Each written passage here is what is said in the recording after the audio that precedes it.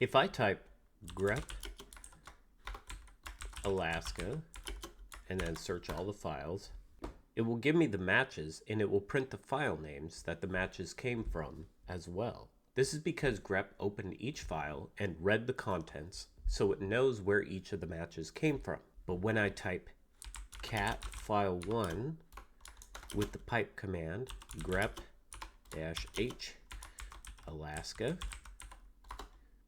grep doesn't necessarily know where the matches came from, because with these last two commands, grep is reading from the standard input data stream. That's why you see the standard input label in front of the matches. Now, before some of you throw up your hands and say, hold up, you lost me with the standard input data stream talk, don't leave. You can get this. Don't let some smarty pants at work get away with talking over your head. With what I am going to show you, you will learn what this is, and maybe you can outsmart them.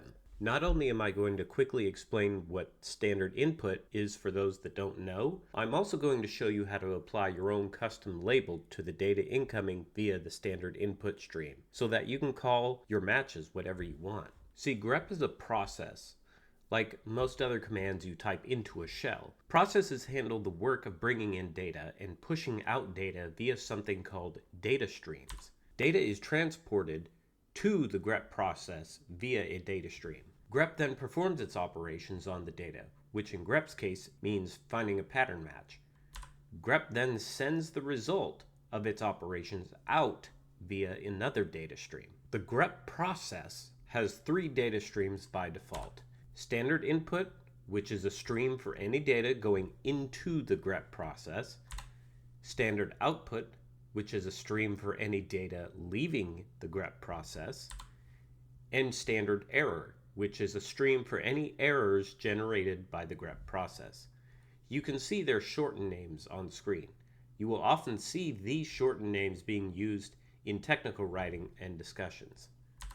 For this video, we are going to focus on the default standard input grep data stream, and another non-default data stream commonly referred to as a file stream, though it can go by other names. File stream is a data stream that grep is sending its own process by the reading of a file. When I type grep-h Alaska file1, grep is opening the file known as file1.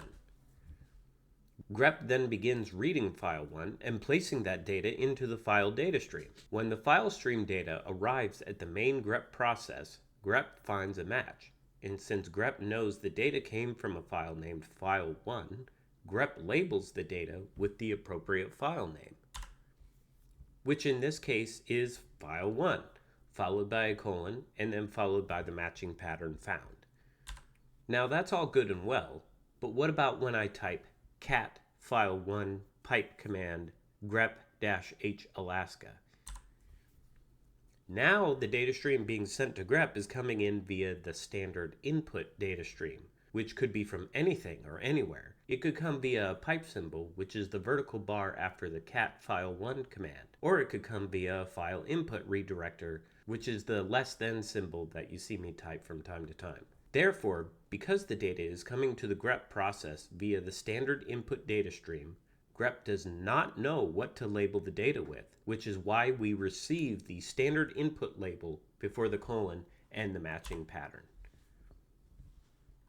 Now let me show you how to apply your own label in place of the standard input label that grep puts in front of matches coming from the standard input data stream. Using what I'm about to show you, you can call the data whatever you want. First we'll clear our screen, then I'll say cat file1 pipe command grep-h Alaska --label equals cat.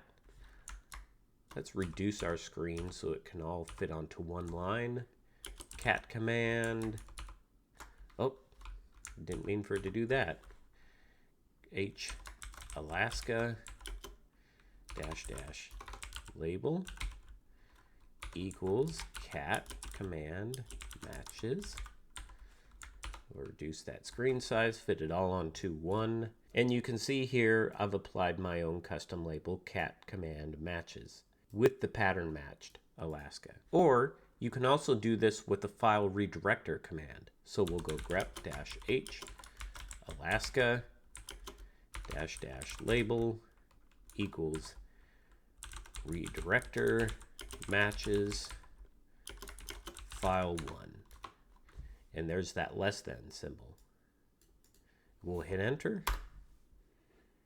You can see here I've applied my own custom label again, and here's the pattern match. A small detail to keep in mind, I am using the -h option I covered in another video to force grep to label the data. This is another grep option that is normally utilized in scripts. In normal, everyday pattern matching with grep, you already know where the data is coming from, so you can omit custom labels for the matches. However, the information you learn in this video is making you a more and more effective grepper, and you should be proud of your knowledge. Not a lot of people know this much about grep. If you know of someone else that would enjoy learning this grep trick, please share this video with them. And thanks for hanging out with me.